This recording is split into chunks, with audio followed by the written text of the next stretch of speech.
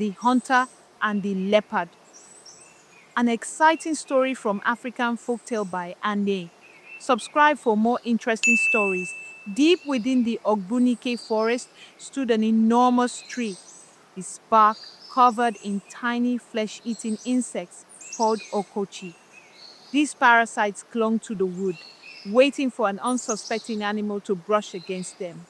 Once attached, they burrowed into the skin, causing unbearable pain and weakness.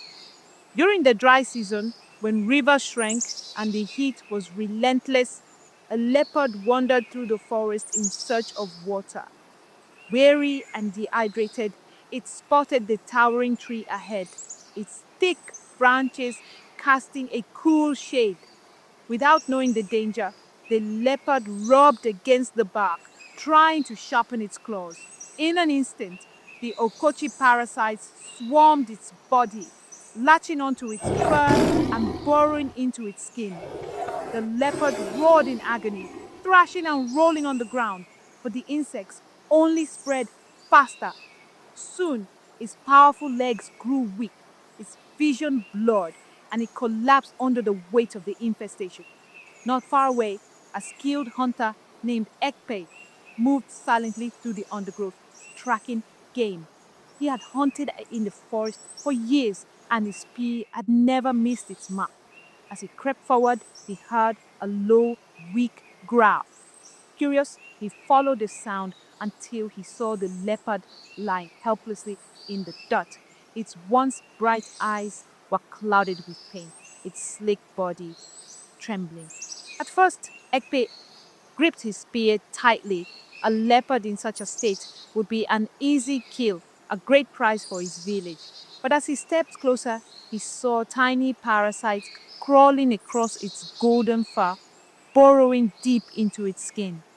The leopard was dying, not from old age or injury, but from an unseen enemy.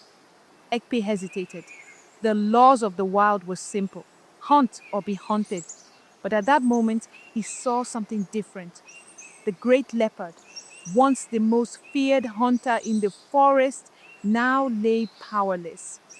Instead of raising his spear, Ekpe chose to save the leopard. Moving quickly, he gathered special leaves and roots he had learned to use from the elders, plants known to repel parasites. He crushed them into a thick paste and carefully spread the mixture over the leopard's body, watching as the okochi weakened and fell off. Though weak, the leopard did not resist. It seemed to understand that the hunter was not there to harm it. Ekpe stayed by its side, tending to its wounds and providing water. For 3 days, he watched over the great beast, ensuring the parasites were completely removed. On the fourth morning, the leopard stood. Its strength had returned, and its golden fur was clean once more. It stared at Ekpe, eyes sharp yet calm. For a long moment, hunter and beast held each other's gaze.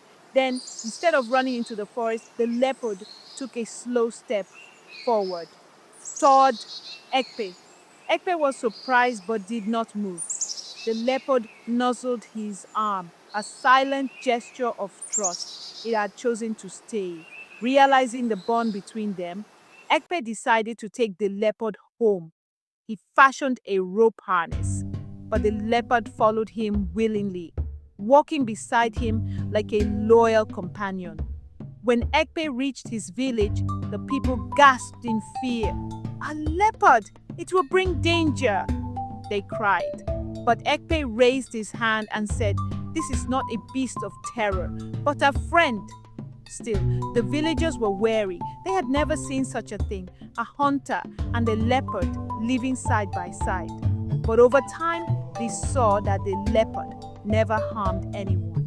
It stayed by Ekpe's side, protecting his home from wild animals and intruders. Days turned into months and months into years. Ekpe and the leopard became inseparable.